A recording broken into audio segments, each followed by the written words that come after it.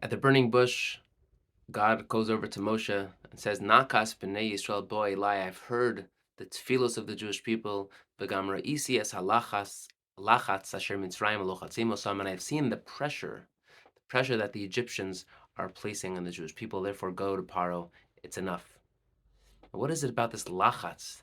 This lachatz that was affecting the Jews, this pressure, was the elevated levels of stress and elevated levels of anxiety. There was so much pain, the physical pain that they endured during this time, the oppression and the subjugation was so much that it was causing these higher levels of stress and anxiety. And that at that point, HaKadosh Baruch Hu said, it's enough. The Jewish people can't handle this any longer. And it's fascinating for me when I read this in 2023 due to the simple fact that the traditional manner in which people became stressed and anxious was as a result of being in physical danger or exerting themselves with too much labor, the pressure of knowing that there's more work to do and you haven't done enough, as lachatzenu zu hadachak, that there's still more to go. But in our generation, it's changed. We're not just concerned about the anxiety and stress due to concerns of our physical safety. Now, our levels of stress are elevated more likely than not because of fears of emotional safety. You can't go into a university without a safe space. The the university, which was the place to share differing ideas and viewpoints, now has turned into safe spaces where I am emotionally charged or I'm nervous. I need to be protected from the views of some other person. I need to be safe from those views lest it causes me elevated levels of anxiety and stress. And I'm not here to put anyone down or make fun of the of this phenomenon. This is just the reality. And it's fascinating how the shift has gone to what we call safetyism, this focus on hyper safety, and not just physical safety, but emotional safety, which now has also been called this idea of fragility, that everyone is so fragile these days. And the question is, how do we get around it? How do we get out of it?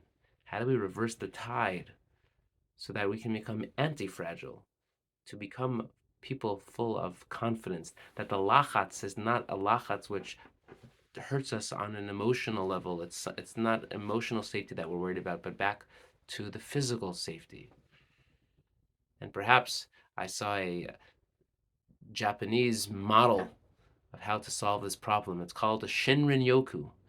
Shinrin-Yoku means bathing in the forest, where the Japanese have studies that they've seen that when a person goes out into the forest, not on a heavy hike, but just to walk around and essentially lose themselves, meditate, we'll call it hisbodedus, isolate themselves for 10, 20 minutes in the forest, no cell phones, no distractions.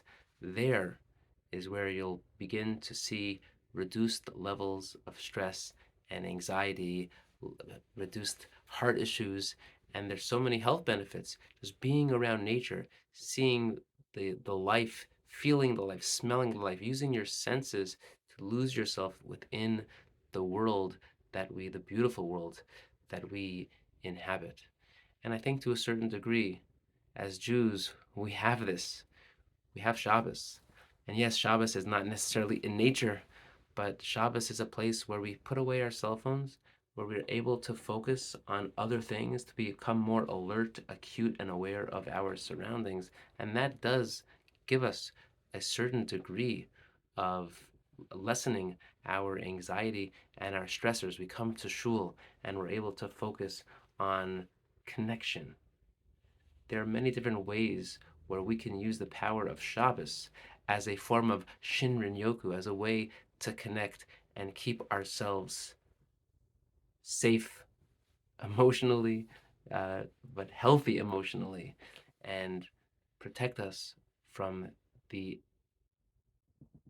trials or the challenges of modern society, of anxiety and stress. So let's continue to focus on enhancing our Shabbos experience to limit the amount of time, even during the week, with our cell phone use. And by doing so, we'll be able to avoid the problem of this lachats, this emotional lachats that we are all plagued with. And God willing, we will be able to merit to leave our proverbial Egypt and become healthier people and better citizens of society, better friends, better spouses, better children, and overall better human beings.